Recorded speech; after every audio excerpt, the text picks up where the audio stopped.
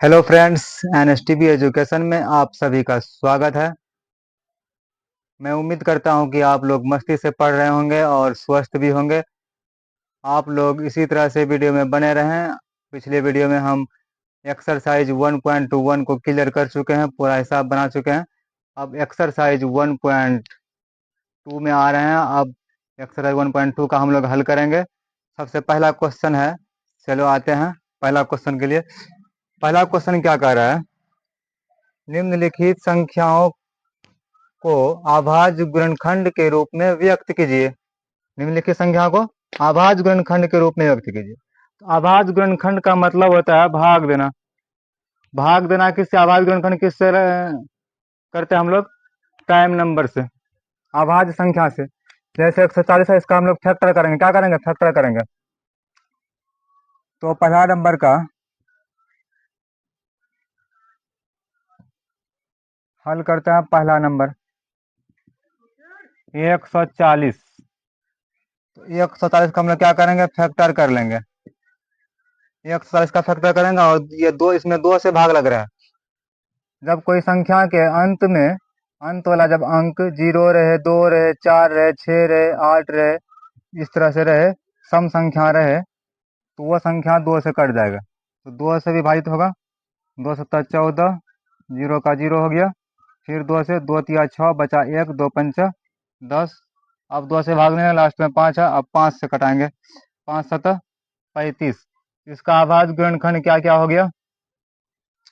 तो 140 का आभाज्य गुणनखंड जो आया, 2, 2 पर पावर कितना है? 2 गुना 5 गुना 7, यही हो गया आंसर। 2 2 बार आया गुणनखंड में, 2 पर पावर 2 लिख दिया, 5 अकेले है, 5 लिख दिया, गुना में 7 लिख दिया। इसी तरह से दूसरा क्वेश्चन का हल करते हैं। 156 है, 156 है। अब 156 का हम लोग क्या करेंगे? फैक्टर करेंगे।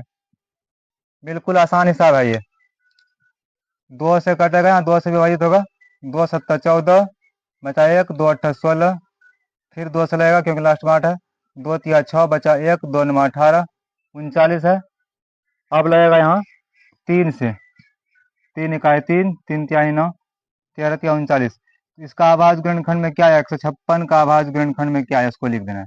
2 2 बार आया तो 2 पर पावर 2, 3 गुना 13, यही हो गया इसका आंसर। उसके बाद क्वेश्चन नंबर 3। क्वेश्चन नंबर 3 क्या है? 38 25।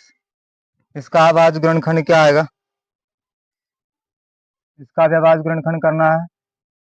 38 25 का लास्ट में 5 है, 5 से कटेगा। तो पहले चेक करें तो 2 से तो कटबे नहीं करेगा क्योंकि सम संख्या है ही नहीं लास्ट में। तो 2 5 से तो कट ही रहा है। उससे पहले 3 से चेक कर लेते हैं। 3 से कटने के लिए 5 2 7 और 8 15, 15 3 18, 18 3 से कटता है।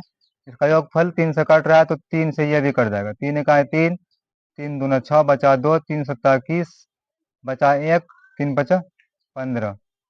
फिर चेक करें तो 3 से 5 7 5 12 2 14 15। फिर 3 से लग रहा है भाग। 3 चौक 12, कट गया 7 में। 3 दूना 6, 7 में बचा 1, बन गया 15, 3 बचा 15। फिर से चेक कर लेते हैं। 5 2 7 4 11। अब 3 से नहीं कटेगा, अब 5 से कटेगा। 5 अट्ठा 40, बचा 2 42 में 5 अट्ठा 40 लग गया। बचा कितना? 2। अब 2 बन गया उधर 25, बचे 25।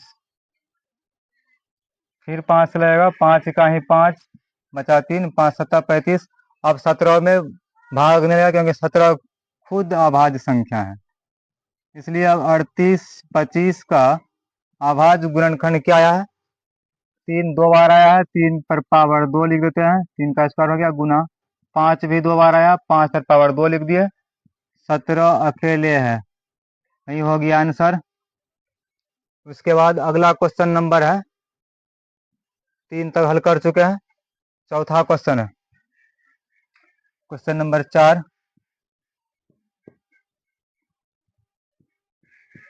क्वेश्चन नंबर 4 में क्या कह रहा है? 5005। अब इसका फैक्टर करता है 5 0 0 5 का 5 से विभाजित होगा, 5 5 10, 3 से तो लगभग नहीं करेगा, 2 से लगभग नहीं करेगा, 5 से विभाजित होगा यहाँ। 5 1 5, फिर 0 फिर 0 फिर 5 1 5, फिर कितना से लगेगा भाग, चेक कर लेते हैं।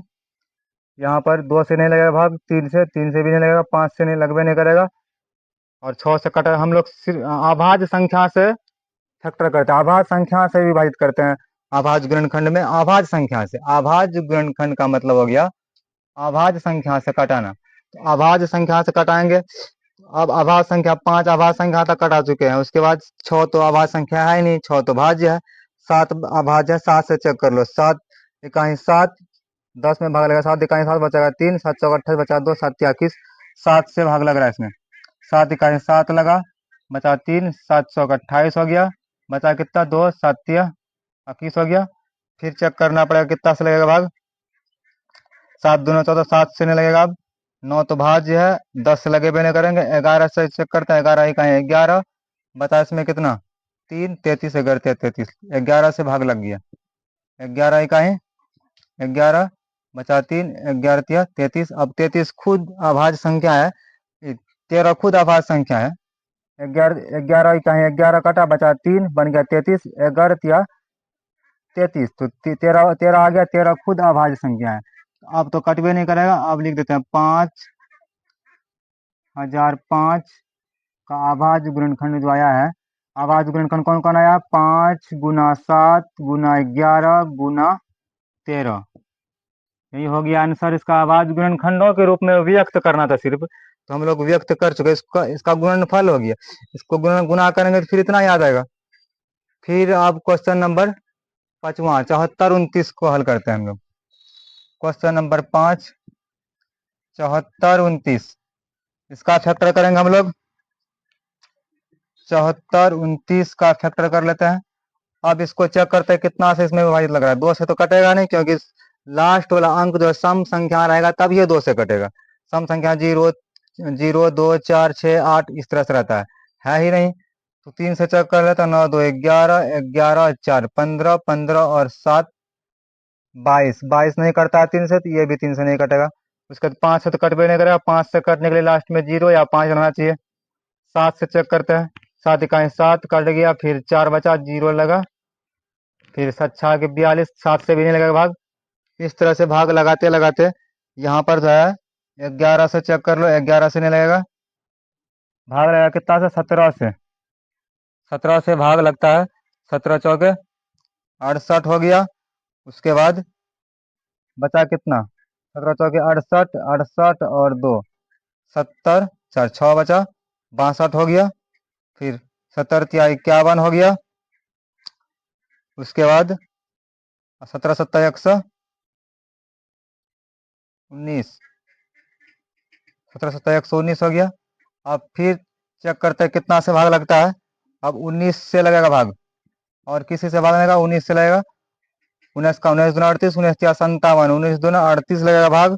उसके बाद 19 तिया बचा 5, उसके बाद 19 तिया 57, 23 23 खुद अभाज्य संख्या है, तो अब कटाने का जरूरत है ही नहीं। 74 29 का अभाज्य गुणनखंड क्या आ गया, 17 19 और 23। ये हो गया आंसर। तो हम लोग एक्सरसाइज 1.2 का क्वेश्चन नंबर 1 जो है हल कर चुके हैं। अब हम लोग क्वेश्चन नंबर दूसरा को हल करते हैं। क्वेश्चन नंबर दूसरा में आप देखते हैं क्या क्या कह रहा है। पूर्णांकों के निम्नलिखित युग्मों के एचसीएफ और एलसीएम ज्ञात कीजिए। कितना पूर्णांक दिया गया है, इसका क्या करना है, सब युग्म का एचसीएफ और एलसीएम ज्ञात करना है। फिर है ना, तथा इसकी जांच कीजिए कि दो संख्याओं का गुणनफल बराबर एचसीएफ गुना एलसीएम। यह फॉर्मूला है, दो संख्याओं का गुणनफल, दो संख्याओं का क्या गुणनफल बराबर क्या होता है, एचसीएफ गुना एलसीएम होता है, यह जांच करना। तो हम लोग फैक्टर कर चुके हैं। क्वेश्चन नंबर 1 में इसका फैक्टर करते हैं। नंबर 1 का हल कर रहे हैं।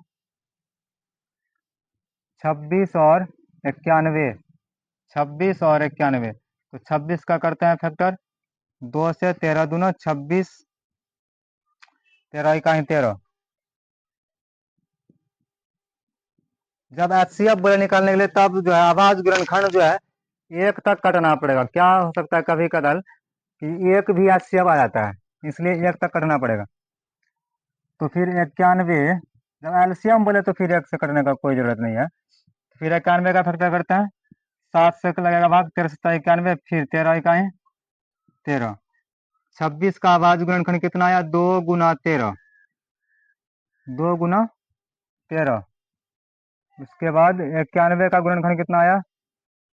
7 गुना 13 गुना 1 गुना 1। इसमें जो है हम HCF निकालेंगे और फिर LCM निकालेंगे। HCF कैसे निकालेंगे? यहाँ HCF होगा कौन? HCF वही होगा जो उभयनिष्ठ हो, यानी कि जो दोनों में हो और सबसे छोटा घात।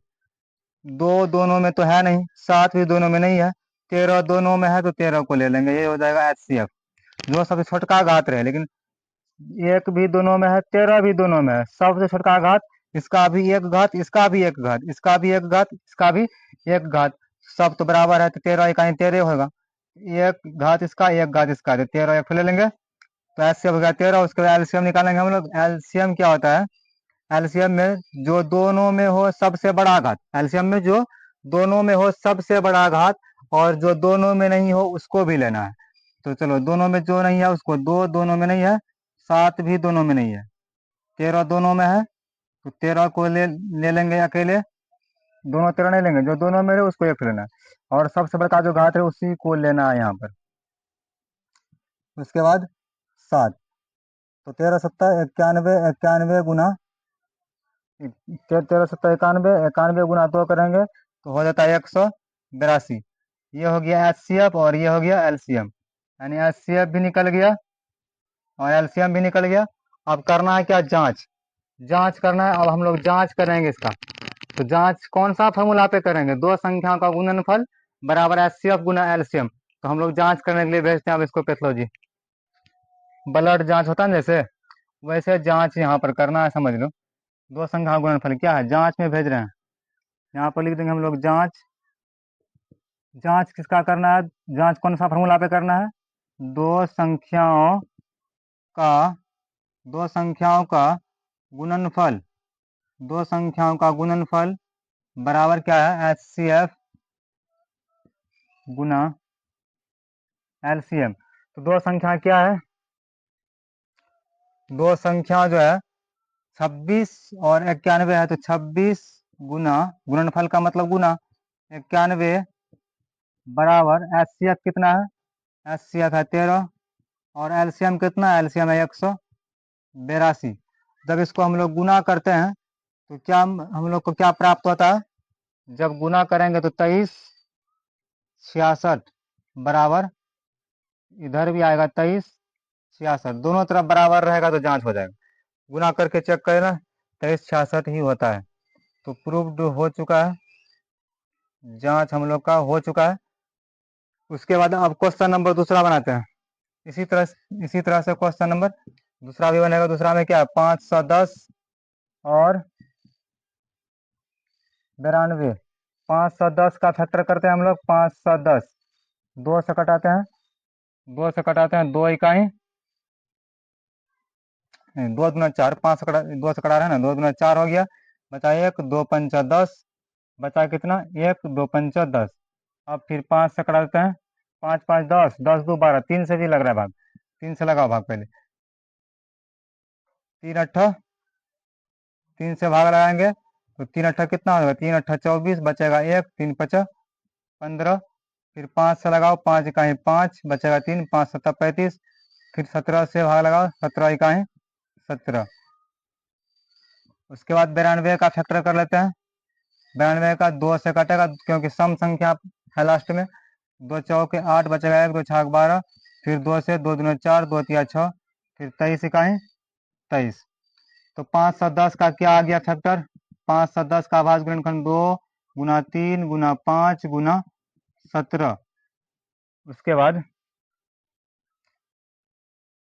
गुना 1, और 92 में क्या आया आवाज गुणनखंड? 2 गुना 2, लेकिन 2 पर पावर 2 भी लिख सकते हैं, 2 पर पावर 2 भी लिख सकते हैं, क्योंकि यहाँ 2 2 बार है, 2 पर पावर 2 कर दिया, गुना 23 गुना 1। हमको निकालना है एचसीएफ और एलसीएम दोनों निकालना है। तो एचसीएफ और एलसीएम निकालते हैं। एचसीएफ को क्या होगा हम पहले बता चुके हैं। एचसीएफ वही होगा कोई भी दो संख्याओं का एचसीएफ जब निकालोगे उसमें जो उसमें उभयनिष्ठ होगा और सबसे छोटा घात वाला संख्या जो रहेगा वही होगा एचसीएफ। उभयनिष्ठ कौन है? देखो दो इसमें है, दो इसमें भी है, तीन है, तो तीन ये सब में ना है। दोनों में, 5 भी दोनों में नहीं है, 17 भी दोनों में नहीं है। उभयनिष्ठ है कौन पहले ये पता करो एचसीएफ के लिए। उभयनिष्ठ कौन है? जो दोनों में है उसी को बोलते हैं उभयनिष्ठ। उभयनिष्ठ का मतलब जो दोनों में हो, दो इसमें भी है, दो इसमें भी है, और सबसे छोटा घात किसका है वही होगा एचसीएफ। सबसे छोटा घात किसका है? दो का। यहाँ पर दो पर पावर दो, यहाँ दो पर पावर क्या छुपा हुआ है? एक। एक शब्द रहता है। इसका घात दो हो गया, इसका घात एक हो गया, तो घात किसका छोटका हो गया? ये वाला दो का। तो इस दो को लिख लेना, यही होगा एचसीएफ। ये क्या हो जाएगा? एचसीएफ हो जाएगा। उसके बाद एलसीएम हम लोग को ज्ञात करना है। एलसीएम के लिए क्या करेंगे? सबसे बड़ा जो दोनों में रहे सबसे बड़ा आघात। दो इसमें भी है, दो इसमें भी है, और सबसे बड़ा आघात कौन है? इसका है। इसको लिख लिए। उसके बाद जो दोनों में नहीं रहे उसको गुना करना है। 3 गुना फिर 5 गुना फिर 17, क्योंकि ये सब अलग ही अलग संख्या है। फिर गुना 23। एक को छोड़ देंगे, क्यों? क्योंकि एक से गुना करेंगे तो कोई फर्क पड़ेगा नहीं। इसको गुना करने के बाद आ जाता है 23 46 जीरो। इसको गुना करने के बाद कितना आ जाता है? 23 46 जीरो। तो ये एचसीएफ हो गया यहाँ पर, एलसीएम हो गया यहाँ पर। ये एलसीएम हो गया। उसके बाद गुना करके भी चेक कर सकते हैं हम लोग। 5 या 15, 15 चौके 60, 60 गुना 17, 60 गुना 17 हो जाएगा 17 छः 102, 102 गुना 23 करेंगे तो 102 गुना 23 करेंगे तो 23 आ जाएगा। 23 23 गुना 102 गुना 23 करेंगे, 3 दुना 6, 3 दुना 6, 5 या 15, ठीक है। उसके बाद इसका जांच करते हैं। फिर से जांच तो करना होगा क्योंकि बोल दिया जांच करने। जांच कौन सा फॉर्मूला पे करना है? दो संख्याओं का गुणनफल, दो संख्याओं का गुणनफल, दो संख्याओं का दो संख्याओं का दो संख्याओं का गुणनफल बराबर एचसीएफ गुना एलसीएम। दो संख्या कौन कौन है? एक 510 है, गुना, गुणनफल का मतलब गुना में करना होगा, 92 है। दूसरा बराबर का, बराबर एचसीएफ कितना आया है? 2, और एलसीएम कितना आया है? 23 46 60। जब दोनों का हम गुना करेंगे तो दोनों तरफ बराबर आना चाहिए। दोनों तरफ गुना करने के बाद क्या आता है तुम लोग चेक कर लेना। गुना करने के बाद आ रहा है 0 का 0, 2 छाके 12, 2 चौके 8, 1 9, 2 तिया 6, 2 दूना 4, 46 92 जीरो, 46 92 जीरो। इधर भी होगा 46 92 जीरो, दोनों तरफ बराबर होगा, चेक कर सकते हो। प्रूव्ड हो गया। उसको देख लेते हैं। क्वेश्चन नंबर तीसरा, यहाँ से यहाँ तक। इधर क्वेश्चन नंबर तीसरा बना रहे हैं। क्वेश्चन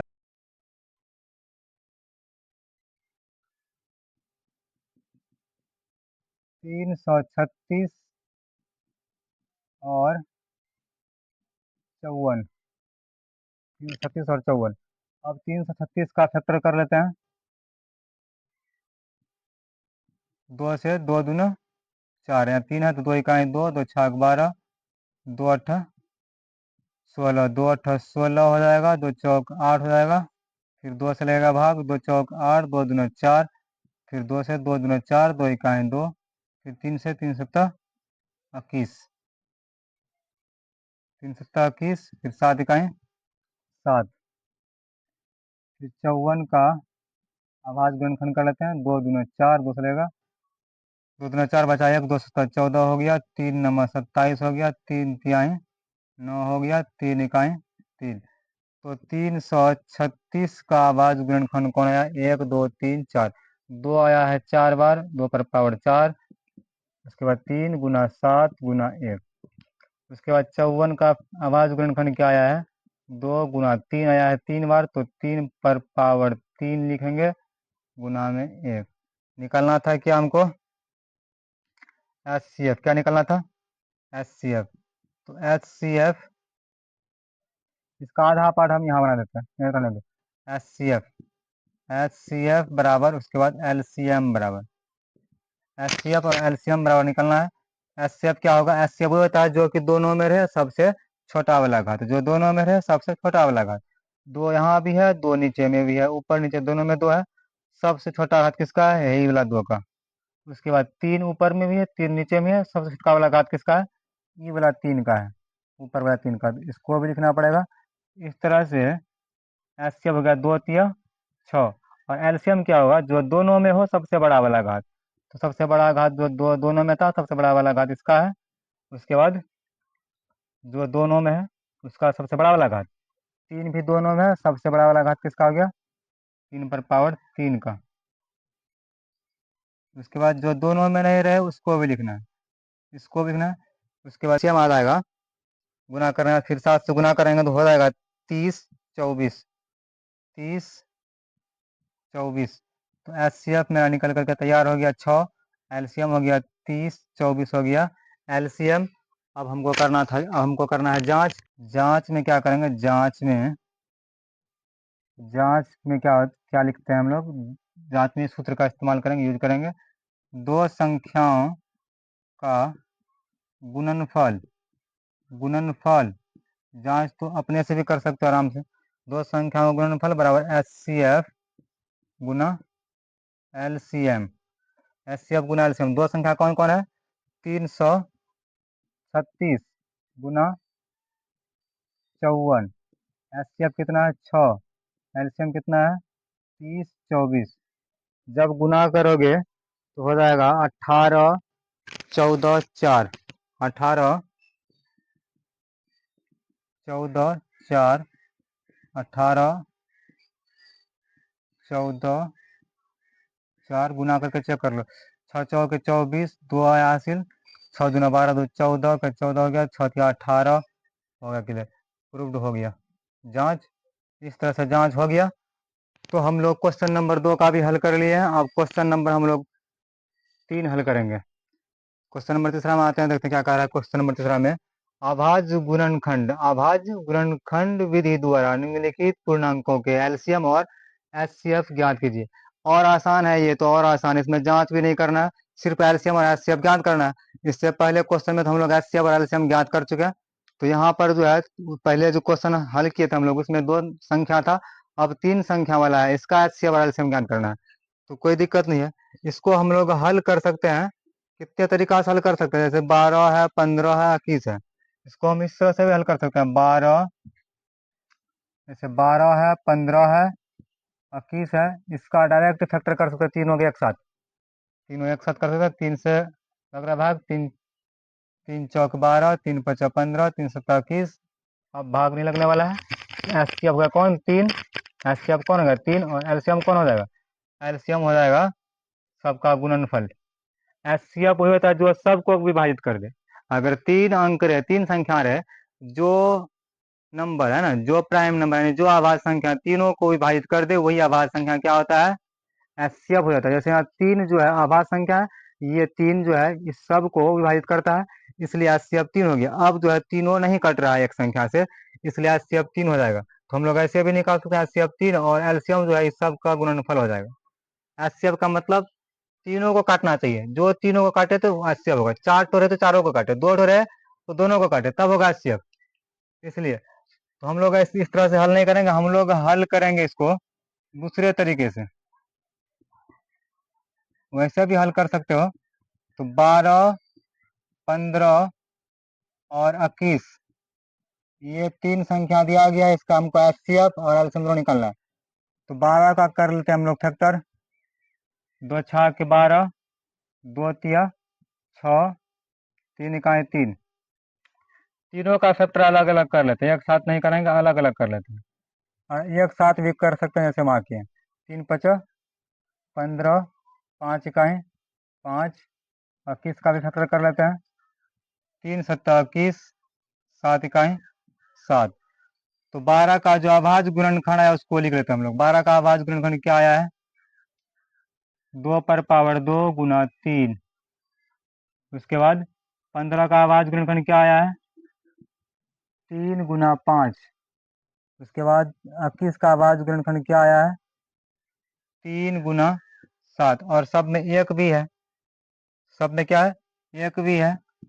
एक एलसीएम में मायने नहीं रखता है, लेकिन एक अगर एचसीएफ में रहे तो वहाँ मायने रखता है ना। वहाँ एचसीएफ में जरूरी कभी पड़ता है एक का, इसलिए एक को लिखना पड़ता है। तो हमको निकालना पहले क्या? एलसीएम। तो एलसीएम क्या हो जाएगा इसका? एलसीएम एलसीएम हम लोग पहले से बना चुके हैं एलसीएम, कि जो कि तीनों में जो उभयनिष्ठ हो और सबसे बड़ा पावर, जो उभयनिष्ठ हो सबसे बड़ा पावर और जो उभयनिष्ठ नहीं हो उसका गुणनफल, सबको गुणा कर देंगे आपस में, तो एलसीएम निकल जाएगा।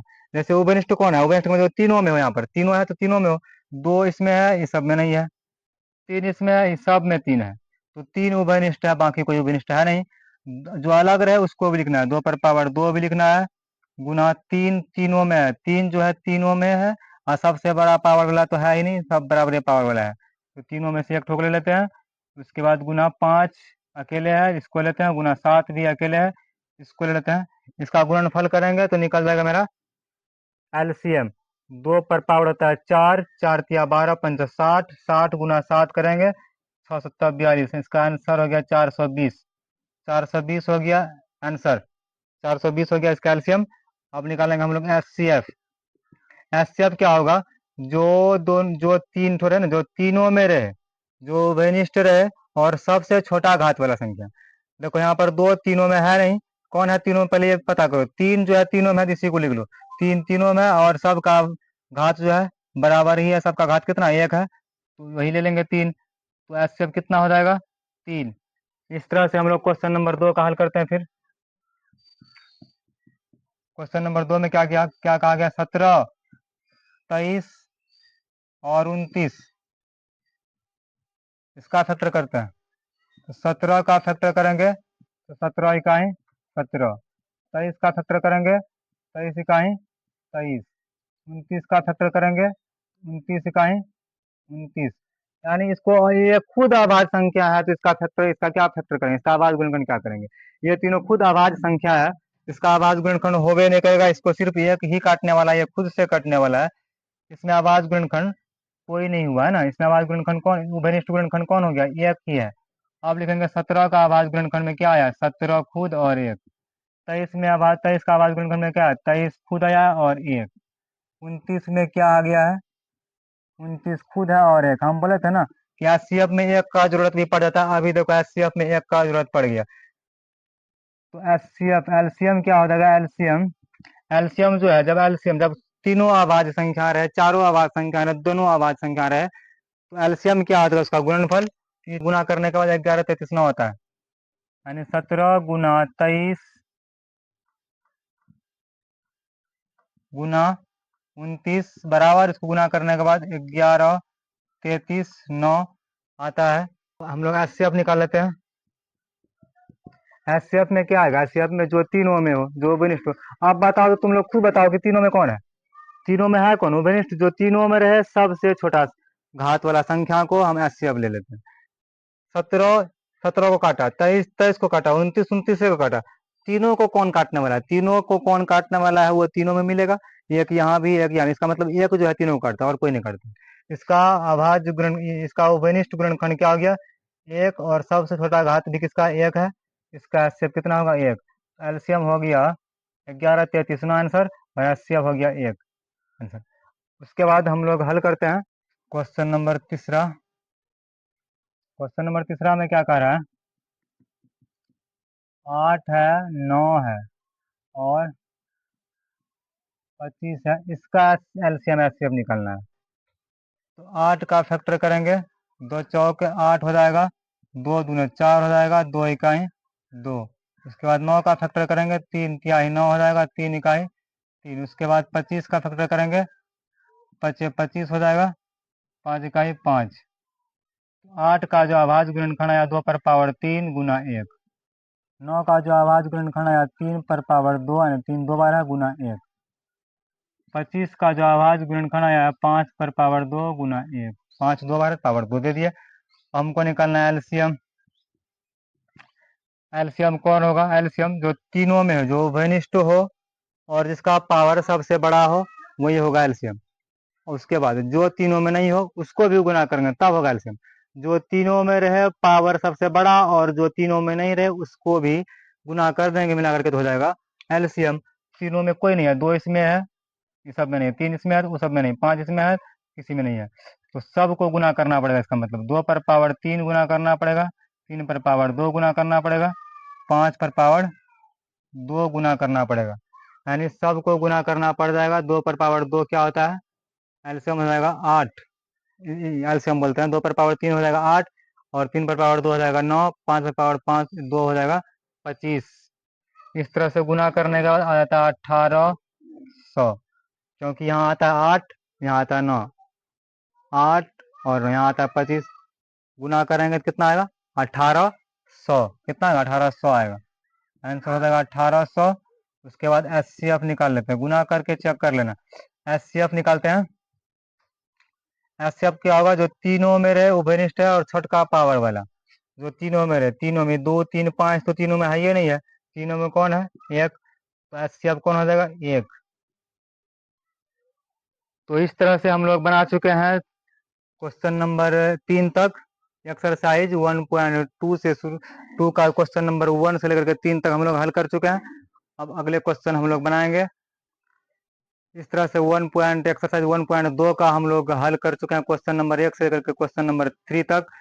अब हम लोग अगला क्वेश्चन बनाएंगे अगले वीडियो में। तो इस तरह से अगला वीडियो देखने के लिए आप लोग इस चैनल में बने रहें, और अगर वीडियो आपको अच्छा लगे तो सब्सक्राइब और लाइक एंड शेयर भी करें फ्रेंड में। Thank you.